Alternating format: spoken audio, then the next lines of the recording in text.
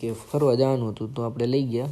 જે જગ્યા બહુ ફેમસ છે, આગ્રામાં જાય છે, તાજમહેલમાં જાય છે જોવા માટે. અને આ એના કંઈક ગાર્ડન હતા, ગેટેથી અંદર અહીંયા સુધી લાવી શકે, મતલબ કે ગવર્મેન્ટ ઓથોરાઇઝ રેસ્ટોરન્ટ હોય આ બધા. એની ટિકિટ હોય એ 2 ટાઈપની હોય. બુકિંગ કરાવી લીધું, એ પહેલો ગેટ છે અને વેલ મેન્ટેન છે બધા ગાર્ડન. કંઈક ઇન્ફોર્મેશન હતી તાજમહેલમાંથી. આવો વ્યૂ દેખાય તાજમહેલનો. જય માતાજી, જય દ્વારકાધીશ. દોસ્તો વાગ્યા હતા બપોરના 4:30 અને આપણે નીકળી ગયા ફરવા માટે. કેમ કે આપણે જ્યાં આસામમાં પોસ્ટિંગ હતા ત્યાંથી આપણે 2 ભાઈબંધ આવેલા હતા. તો એ કે ચાલો મારી જોડે ફરવા. તો મેં કીધું ચાલો આપણે નીકળી જઈએ ફરવા માટે. તો અમે નીકળી ગયા છીએ થોડુંક ફરવા માટે. ચાલો તમને બતાવીએ આપણે ક્યાં જવાનું છે. આપણે પહોંચી ગયા જ્યાં જવાનું હતું ત્યાં. અને આ 2 આપણી જોડે હતા, બરાબર. વચ્ચેવાળા છે એ આપણા સિનિયર છે અને પેલી બાજુના જુનિયર હતા આપણાથી થોડાક. અને કે ફરવા જવાનું હતું તો આપણે લઈ ગયા.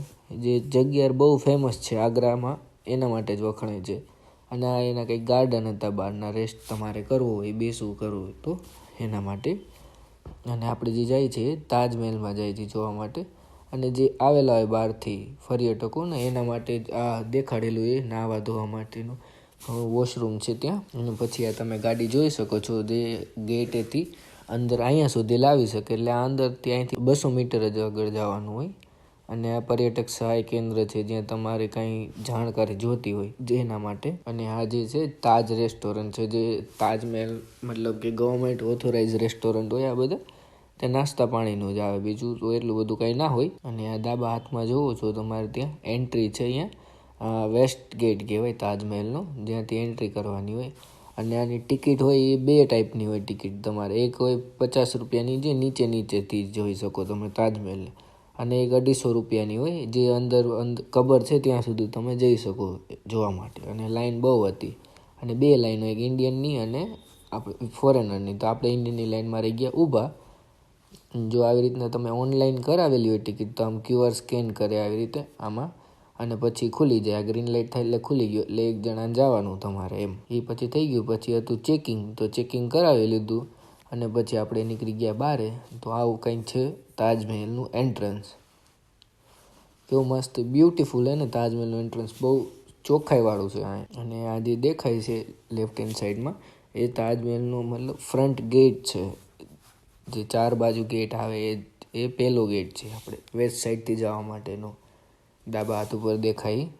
અને આખું ગાર્ડનથી જ ચારે બાજુ છે ફરતી કોર. જો આ ગાર્ડન છે અને વેલ મેન્ટેન છે બધા ગાર્ડન.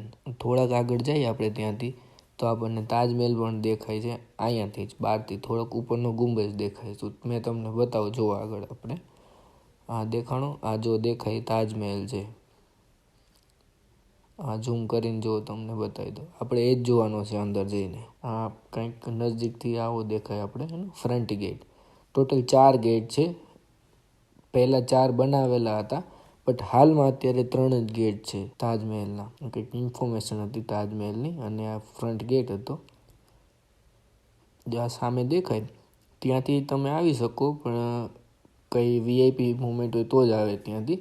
આ સીધા ગેટની સામેથી આવી શકે. અને આ જો આપણા ભાઈ ભેગા હતા. અને આ કંઈક ગ્રીડ મેપ છે તાજમહેલનું. આ જે ચોરસ દેખાય એ બધા હતા ત્યાંના આપણે ગાર્ડન. અને આ કંઈક વ્યૂ આવી રીતના ફર્સ્ટ ડોરમાંથી આવો વ્યૂ દેખાય તાજમહેલનો.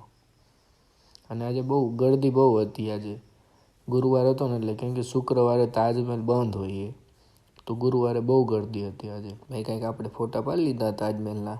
અને પછી કીધું તમને વિઝિટ કરાવી લઈએ સરખી રીતે, જોઈ લઈએ એક વખત. ગળદી જુઓ કેટલી બધી. ખબર નહીં, લગભગ મારી જેમ ફોટા પાડવા અને બ્લોગ બનાવવા જ આવતા હશે તાજમહેલમાં. જોવામાં તો કાંઈ નથી બાકી. જોઈ લો, આ ગાર્ડન છે. ચારે બાજુ ગાર્ડન રાખેલા છે. આ વચ્ચે પાણીની કુંડ જેવું છે ને આવડું. રાતના ફુવારા ને એવું થાય આમાંથી અંદરથી. અને પેલી બાજુ ગાર્ડન જ છે.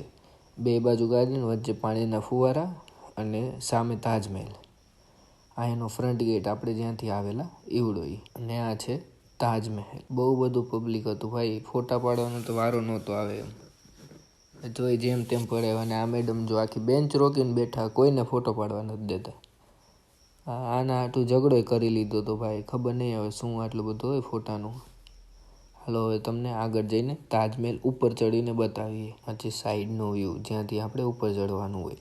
જે સામે ગુંબજ જેવું દેખાય ત્યાંથી ચડવાનું હોય ઉપર આપણે. પણ ગળદી બહુ હતી આજે. નોર્મલી આટલી ગળદી ન હોય, આપણે મંગળવારે જાય. અત્યારે બહુ ગળદી હતી કેમ કે ગુરુવાર હતો આજે, એટલે કાલે આખો દિવસ બંધ રહેવાનો તાજમહેલ. આ ઉપર ચડી ગયા તાજમહેલની.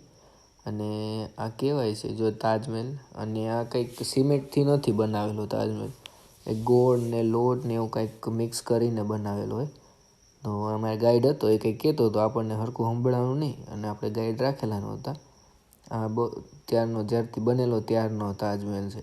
તો આ બધા અમે એન્જિનિયરિંગ કરતા હતા, અહીંયા ચેક કરતા હતા કેવું બનેલું છે. અને ડ્રેનેજ સિસ્ટમ જુઓ, જે પાણી વરસાદ આવે અને એનું બધું પાણી આમાં અંદર હોય અને સીધું નદીમાં વહી જાય. આ ડ્રેનેજ લાઈન છે એની તાજમહેલની. અને આ બાયણા રહે ને એ ફરતી સાઈડે તાજમહેલની ચારે બાજુ એ અંદર કાઢે જવા માટે તાજમહેલની અંદર, એ પણ બંધ છે એ.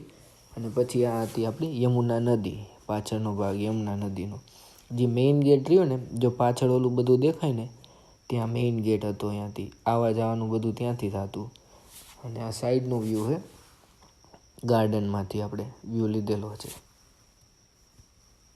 અને પછી આપણે તાજમહેલ જોઈને નીકળી ગયા. બાજુમાં એક બજાર હતી નાનકડી, તો અહીંયા રખડવા માટે નીકળી ગયા. જો આ કંઈક બજાર છે, થોડી ઘણી માર્બલની વસ્તુ ને એવું બધું મળે, તાજમહેલ ને ટોપી ને એવું બધું ખાવા પીવાનું. મેઇનલી નાસ્તાની ગલી એ આખી આવડી રહીને. ચાલો તમે આટલું બધું જોઈ લો. હવે આપણે સિનેમેટિક શોટ થોડાક મૂકી દઈએ, એ એન્જોય કરી લ્યો અને કોમેન્ટ કરી દો આપણે કેવો લાગેલો તમે તાજમહેલનું વિઝિટ. દોસ્તો અમારી channel like share and subscribe કરી દો અને થોડોક સપોર્ટ કરો, અમને મોટિવેટ થાય. I don't ever slow up, no I don't take shit. I got no love for the fakeness. If you wanna play tough and wanna hate this, I'll always show up. I don't ever slow up, no I don't take shit. I got no love for the fakeness. If you wanna play tough and wanna hate this, I'll always show up and make a statement. I don't ever slow up, no I don't take shit. I got no love for the fakeness. If you wanna play tough and wanna hate this, I'll always show up and make a statement. Everything I do so instinctive and so passionate. Every word I move so descriptive like an adjective. I got a vendetta against people who patented being negative when you should be getting after it. I got facts over tracks, this and that. Spitting slow, spitting fast. I could roast, I could gas. Think I'm okay at last, but I don't know if that can erase all the past. And